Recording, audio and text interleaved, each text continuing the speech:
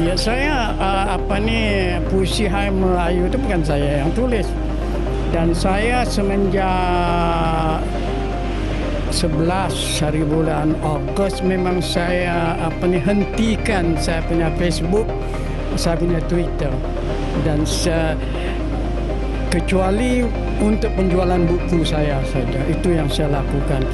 Dan puisi itu memanglah menunjukkan bahwasanya orang Melayu seolah-olah kehilangan hampir segala, dan keuntungan hanya di sebelah. Samad Said atau juga dikenali sebagai Abdul Samad Muhammad Said lahir pada tanggal 9 April 1935 dan mempunyai seorang isteri bernama Salmi Manja yang merupakan seorang penyair. Beliau lahir di Kampung Belimbing dalam Durian Tunggal, Melaka.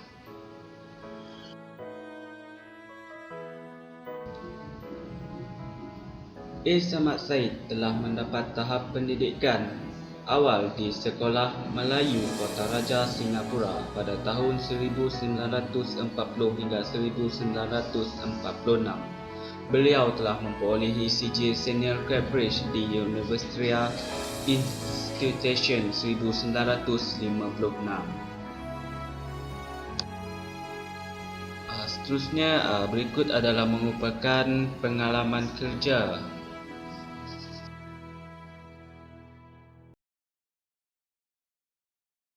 Untuk pencapaian yang dibolehi Samad Said dalam sepanjang karya sebagai penulis untuk tokoh tempatan pula ialah beliau telah memperolehi 6 anugerah, iaitu anugerah Pejuang Sastra pada tahun 1976. Yang kedua ialah anugerah C. Wright Award 1979, dan yang ketiga adalah anugerah Sastrawan Negara pada tahun 1985. Keempat ialah anugerah Darjah Kebesaran Negeri Melaka yang membawa kepada gelaran Datuk dalam tahun 1997. Yang kelima ialah anugerah Sastrawan Nusantara pada tahun 1999, dan yang terakhir adalah anugerah Ijazah Kehormat Doktor Pendidikan Universiti Pendidikan Sultan Idris pada tahun 2003.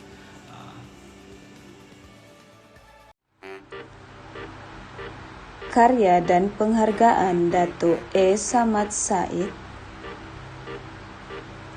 Datuk Samad Said memiliki keistimewaan yang jarang dimiliki oleh semua penulis.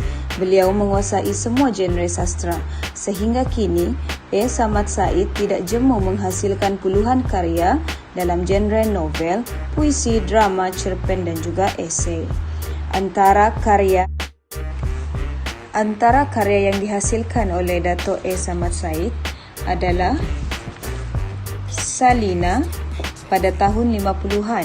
Novel ini mengenai seorang perempuan yang bernama Salina yang didorong kemiskinan untuk mencari kerja sebagai pelayar di Singapura dan juga di Tanah Melayu, iaitu di Malaysia.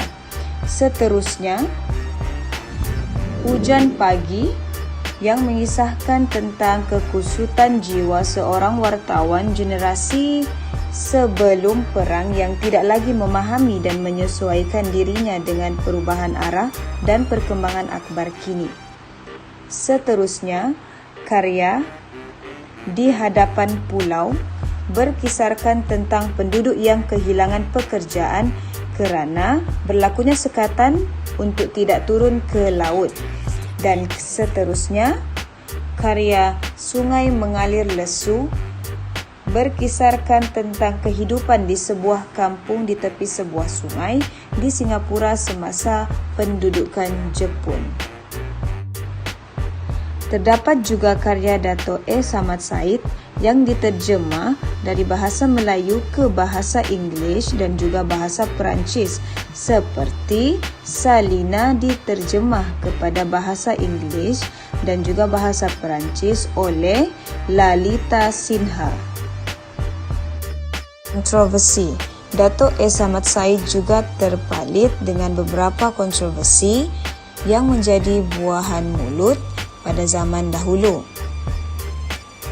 Pada tahun 2009, Dato' Samad Said bersama 4 sarjana berkempen menentang ataupun menghapuskan PPSMI yang juga dikenali sebagai pengajaran matematik dan sains dalam bahasa Inggeris di Sekolah Menengah Malaysia. Melalui penentangan yang mereka lakukan, beliau percaya bahawa penentangan tersebut diperlukan untuk mencegah kemerosotan penggunaan bahasa Melayu di Malaysia.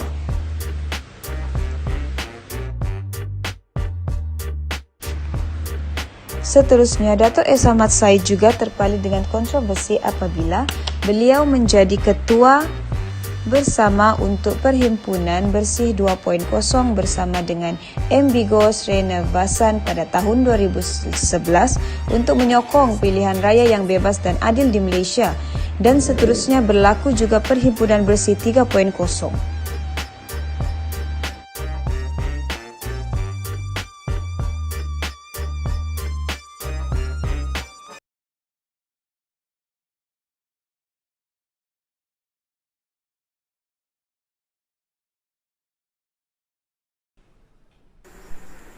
Seterusnya kita beralih kepada tokoh sastera Indonesia Pramoedya Anantatur. Tokoh sastera Indonesia yang digeruni ini bernama Pramoedya Anantamastor atau Pramoedya Anantatur atau lebih akrab dikenal sebagai Pram. Beliau dilahirkan di Blora, Pulau Jawa, Indonesia pada 6 Februari 1925 dan meninggal dunia pada 30 April 2006. Beliau merupakan anak sulung daripada 8 adik-beradik, merupakan penulis novel, esei, sejarah dan pernah mendapatkan pendidikan di Sekolah Kejuruan Radio di Surabaya dan pernah menjadi jurutait untuk surat khabar Jepun semasa zaman penjajahan. Pram ditahan pada 13 Oktober 1965 kerana dianggap sebagai komunis Indonesia. Karya Pram lantang dengan kritikan sosial yang sering menyebabkan beliau keluar masuk penjara. Pram pernah ditahan selama 3 tahun pada zaman penjajahan dan 1 tahun pada Orde Lama sebagai tahanan politik tanpa proses pengadilan. Beliau dipenjara di Nusa Kambangan atau Pulau Buru. Tokoh sastera Indonesia ini juga pernah menimbulkan kontroversi yang sangat hangat ketika Pram mendapatkan anugerah Ramun Magsaysay 1995. Sebanyak 26 tokoh sastera Indonesia menulis surat tunjuk perasaan kerana tidak bersetuju terhadap pemberian anugerah ini kepada Yayasan Ramun Magsaysay dengan tuduhan bahawa Pramoedya sebagai jubir sekaligus algojo lekra paling galak menghantam, menggasak, membantai dan mengganyang.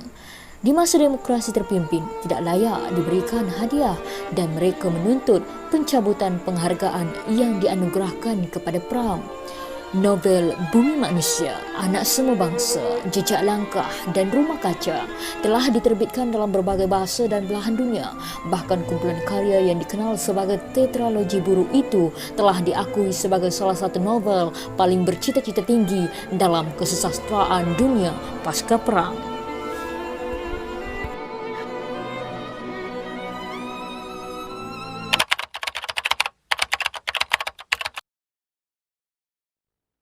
Pramoedya Anantatur memperoleh 16 penghargaan termasuklah Penghargaan Balai Pustaka 1951, Penghargaan Balai Pustaka 1995.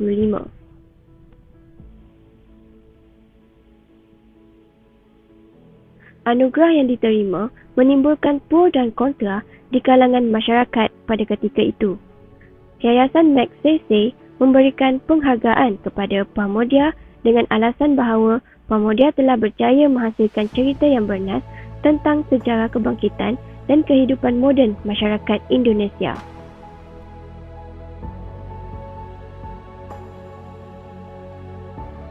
Selain itu, beliau mendapat penghargaan PEN International 1998 menerima gelaran kehormatan Doctor of Humani Letters dari Universiti Michigan tahun 1999, Fukuoka Culture Grand Prize. Selepas itu, beliau juga berjaya mendapat gelaran Nowen Authors Onion Award sebagai sumbangan sastrawan dunia pada tahun 2004.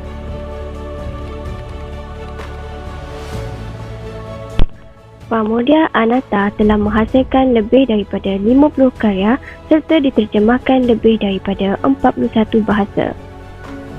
Beliau juga mampu menghasilkan karya legenda walaupun ketika berada di dalam penjara.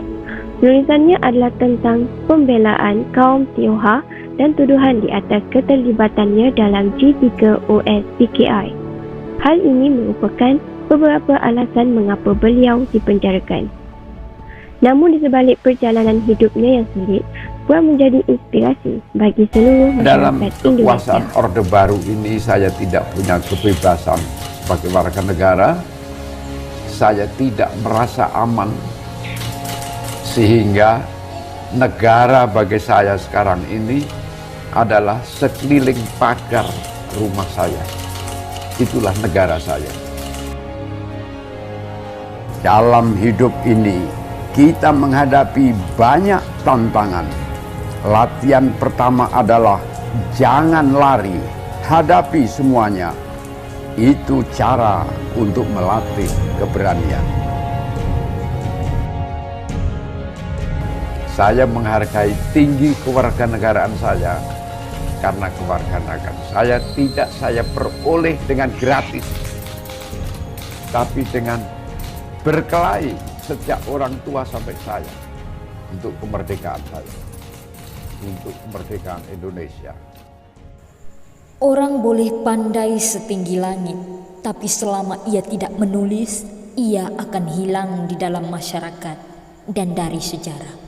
Menulis adalah bekerja untuk keabadian. Pramoedya Anantatur.